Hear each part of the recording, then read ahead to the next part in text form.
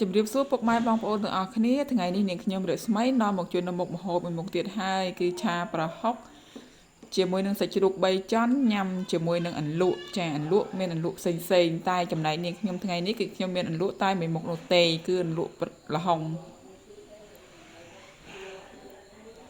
ថ្ងៃនេះខ្ញុំប្រើសាច់ជ្រូក3ចន់ចំនួនកន្លះគីឡូសាច់ជ្រូក3ចន់គឺយើងជ្រើសរើសសាច់ជ្រូក3ចន់បែបនេះចា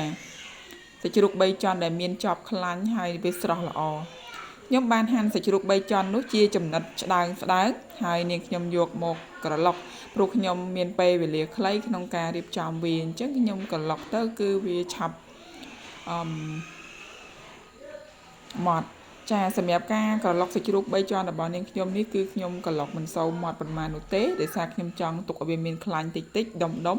ពេលដែលយើងយកទៅឆាជាមួយនឹងប្រហុកទៅវាមានរសជាតិឈ្ងុយឆ្ងាញ់ចំណែកឯប្រហុកវិញគឺនាងខ្ញុំប្រើប្រហុកត្រីទក់ចាចំនួនប្រហែលជា2ឬក៏3ត្រីទក់ទេបើសិនជាពុកម៉ែបងប្អូនទាំងអស់គ្នាមិនមានប្រហុកត្រីទក់ពុកម៉ែបងប្អូនទាំងអស់គ្នាក៏អាចប្រើប្រហុកត្រីកំភ្លាញត្រីក្រាញ់ឬក៏ត្រីឆ្លាតក៏បានដែរក៏ប៉ុន្តែគ្រាន់តែថាវាសម្បូរឆ្អឹងបន្តិចសម្រាប់នាងខ្ញុំគឺនាងខ្ញុំប្រើប្រហុកត្រីទក់ចាជាបន្តទៀតវិធីក្នុងការធ្វើនោះគឺយើងគ្រាន់តែដាក់ប្រេងឆាបន្តិចហើយយើងដាក់ខ្ទឹមសខ្ទឹមក្រហមម្ទេសបំពងឲ្យវាក្រហមឬក៏វាឈ្ងុយទៅដោយដែលនាងខ្ញុំបង្ហាញនេះដែរចាកូរចុះកូរឡើងនាងដាក់ភ្លើងតិចដើម្បីឲ្យខ្ទឹមសខ្ទឹមក្រហមវាក្រហមល្អគួរឲ្យចង់ញ៉ាំជាបន្តមកទៀតគឺនាងខ្ញុំដាក់ប្រហុកដែលនាងខ្ញុំកិននឹងហើយសម្រាប់ប្រហុកឬ2ឬក៏3នាងខ្ញុំកិនហ្នឹងគឺនាងខ្ញុំអត់ប្រើទាំងអស់ទេបើសិនជាយើងប្រើទាំងអស់ឬក៏ប្រើច្រើនពេកវាអាចប្រៃខ្លាំងចឹងពុកម៉ែបងប្អូនទាំងអស់គ្នាអាចលៃតាមនឹងទៅបើសិនជាពុកម៉ែបងប្អូនទាំងអស់គ្នាមិនសូវចូលចិត្តប្រៃទេចឹងដាក់ប្រហុកមកល្មមសម្រាប់នាងខ្ញុំដាក់ប្រហុកប្រហែលជា4ទៅ5ស្លាបព្រា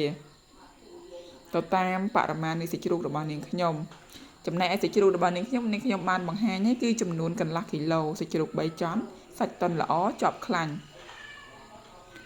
បន្ទាប់ពីនាងខ្ញុំកូរប្រហុកជាមួយនឹងខ្ទឹមសខ្ទឹមក្រហមជាមួយនឹងខ្លាញ់ហ្នឹងបំពងចុះបំពងឡើងរាងឈ្ងុយបន្តិចក៏នាងខ្ញុំចាប់ផ្ដើមចាក់នៅសាច់ជ្រូក3ចន់ដែលនាងខ្ញុំក្រឡុករួចហ្នឹងចូល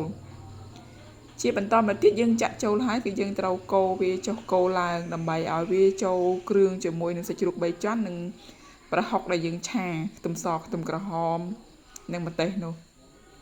ចាចំណែកម្ទេសវិញបើសិនជាពុកម៉ែបងប្អូនទាំងអស់គ្នាចូលចិត្តម្ទេសឬក៏ចូលចិត្តហឹរណាអញ្ចឹងអាចបន្ថែមនៅម្ទេសបន្ថែមទៀតចំណែកនាងខ្ញុំវិញគឺនាងខ្ញុំប្រើម្ទេសតែចំនួន1គ្រាប់ទេគឺម្ទេសដៃនាង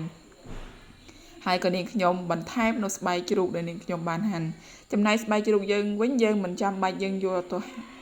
កិនជាមួយនឹងសាច់ទេដោយសារកិនអត់ដាច់ទេអញ្ចឹងយើងដាក់ពីលើហើយវិធីសាស្ត្រមួយទៀតគឺយើងដាក់ពីលើអញ្ចឹងគឺសាច់ជ្រូក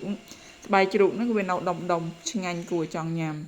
ជាបន្តមកទៀតនាងខ្ញុំក៏បន្ថែមនៅស្ករក្រហមបន្តិចដែរ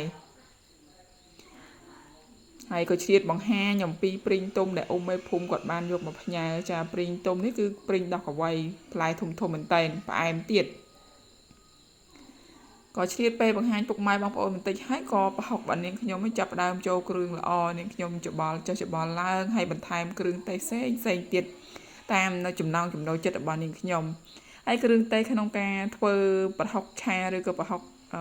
ចិញ្ច្រាំប្រចាំខេត្តរបស់ខ្ញុំឬក៏ប្រចាំស្រុករបស់ខ្ញុំភូមិរបស់ខ្ញុំឬម្ហូបប្រចាំតកូរបស់អ្នកផ្ទះខ្ញុំគឺมันមានអីគ្រឿងអីច្រើនទេមានខ្ទឹមសខ្ទឹមក្រហមម្ទេសប៊ីចេងហើយនឹងថែមស្ករក្រហមបន្តិចហ្នឹងចា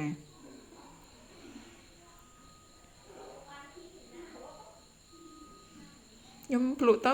ប្រហុកឆាជាមួយនឹងសាច់ជ្រូក3ជាន់របស់នាងខ្ញុំវាហាក់បីដូចជារៀងនៅប្រៃអញ្ចឹងក៏នាងខ្ញុំបន្ថែមខ្ទឹមក្រហមបន្តិច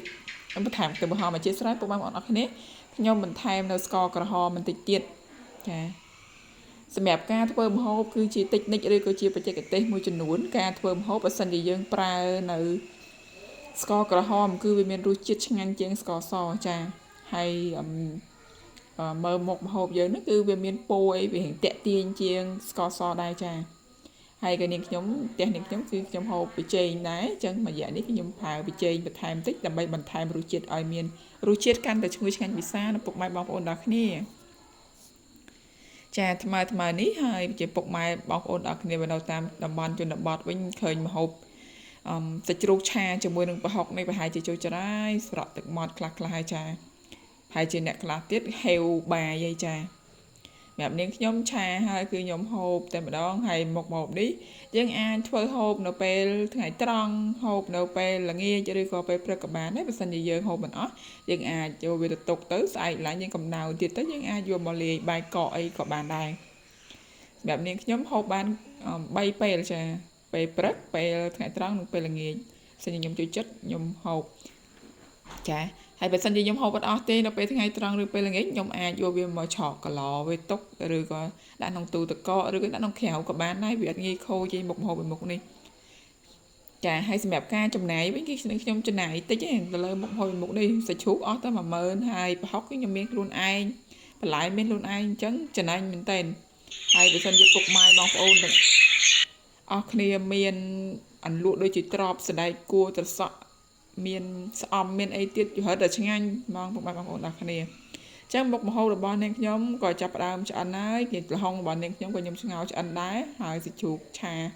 ជាមួយនឹងផុករបស់ខ្ញុំក៏ចាប់ផ្ដើមឆ្អិនហើយក៏ខ្ញុំយកមកញ៉ាំជាមួយនឹងអាហារថ្ងៃត្រង់របស់នាងខ្ញុំហើយក៏ជាឱកាសនោះដែរក៏ខ្ញុំបានថតវីដេអូបង្ហាញបន្តិចដែរអំពីទេសភាពក្រោយផ្ទះរបស់នាងខ្ញុំដែលមានដំណាំចម្រុះចាជាច្រើនទៀតសូមជម្រាបលាពុកម៉ែបងប្អូនអរគ្នាសូមសំណាងល្អសុខភាពល្អពីនាងខ្ញុំរស្មីពីអ្នកស្រុកគិរីវង្សខេត្តតាកែវ